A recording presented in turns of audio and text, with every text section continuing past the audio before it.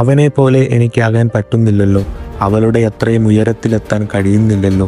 ഇങ്ങനെ സ്വയം പറഞ്ഞ് നീറിപ്പുകയുകയാണോ നിങ്ങൾ? എന്നാൽ ഒരു നിമിഷം, ഒരു ചോദ്യം ഞാൻ ചോദിക്കട്ടെ. കാട്ടിലെ രാജാവായ സിംഹം ആകാശത്തിലെ രാജാവായ പരുന്തിനെ നോക്കി എനിക്ക് പറക്കാൻ പറ്റുന്നില്ലല്ലോ എന്ന് കരയാറുണ്ടോ? ഇല്ല.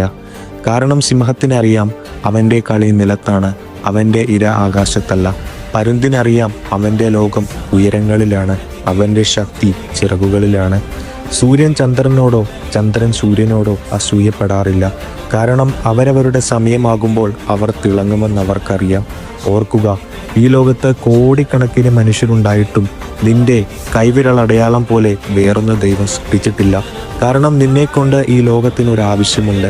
നിനക്ക് മാത്രമായി എഴുതി വെച്ച ഒരു ലക്ഷ്യമുണ്ട്. അത് മറ്റൊരാൾക്ക് ചെയ്യാൻ കഴിയില്ല. അതുകൊണ്ട് മറ്റുള്ളവരുടെ ഓട്ടമത്സരത്തിൽ ഓടാതെ നിനക്ക് വേണ്ടി ദൈവം ഒരുക്കിയ ട്രാക്കിലിറങ്ങ്. അവിടെ രാജാവ് നീയാണ്.